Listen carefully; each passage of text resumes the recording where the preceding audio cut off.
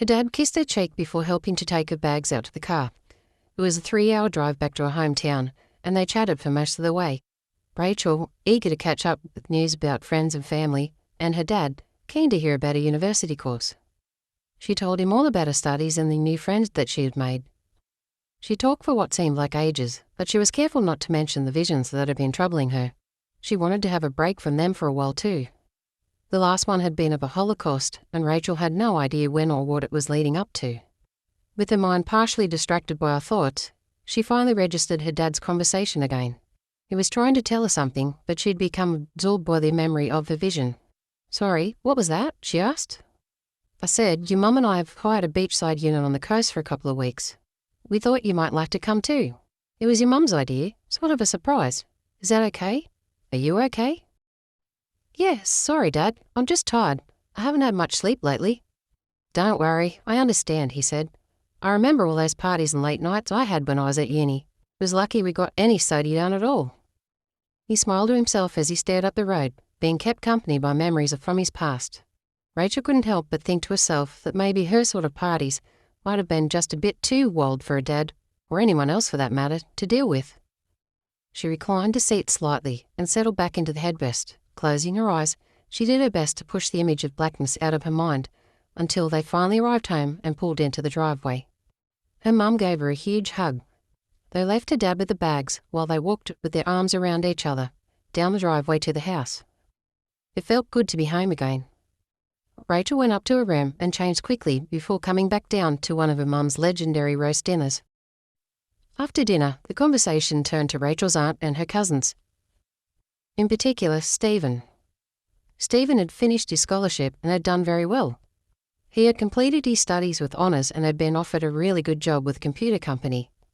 Much to his mother's disgust and amazement, though, he had turned down the job offer and was now working in a home for disabled children. He was busy writing computer programs for physically and mentally impaired people, using imagery to help them communicate with others and learn a wider vocabulary. Most of the kids, he'd found, knew what they wanted to say inside their heads. It was just that they couldn't control the means to express it. Now, with the aid of technology, they were discovering a whole new world. He wasn't earning anywhere near the amount of money he could have if he accepted the other job offer, Rachel's aunt had said. He hardly even played basketball anymore either. It was like something had hit him in the head and changed him overnight. His priorities in life were different. Rachel's mum had tried to console her aunt by telling her it was okay, at least he was happy with what he was doing. But Rachel's aunt couldn't understand it. All the time that she had invested. All that running around to basketball camps and training sessions. Now he was happy just to go and throw the ball around with a few kids down at the youth centre. She just couldn't understand. Rachel understood, though. She understood perfectly well. It was the same as Tamara. Since their lives had been spared, it was as if something had opened their eyes and they saw everything in a new and different light. They weren't so focused on themselves anymore. It seemed as if their lives had been saved in return for them to turn their attention to others in need around them. It wasn't too high a price to pay, thought Rachel. The next day, Rachel went to visit Tamara. She looked wonderful, full of life. She told Rachel all about her job at the childcare centre. She had a new boyfriend, someone that she'd met in the months following Craig's death. He was an orderly in the hospital that she'd been attending for counselling after the accident. "He sounds very nice," Rachel told her. "You'll have to introduce me one day." She was happy for her friend and for the life she'd made for herself. "There was just this one thing," said Tamara. Her counsellor had told her that it would be good for her to talk about the accident, as it would help her to deal with it. "Yeah? What was that?" said Rachel. "I know this sounds stupid," said Tamara, "but that night in the car, I've tried over and over to remember how things really happened, but I just can't." "What do you mean?" said Rachel. "Well, it's like up to a point, I can remember being in the car with Craig. Then it goes all haywire and I keep thinking that you're in the car with me. You're all dressed in white and there's these colours and lights around us. The next thing I knew, I woke up in hospital. It's crazy, I know.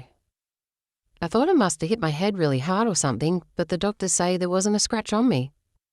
Pretty amazing really when you saw the car and what was left of it.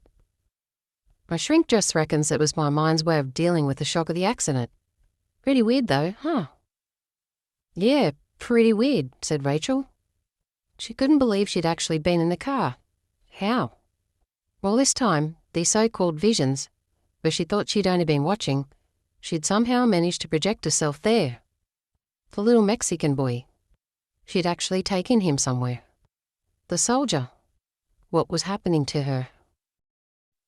Rachel and Tamara agreed to try and stay in touch more often.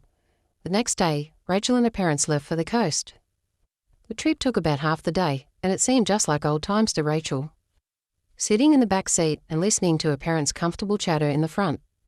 The occasional squabble about her father driving too fast, or the excited shouts of, "Look, there it is!"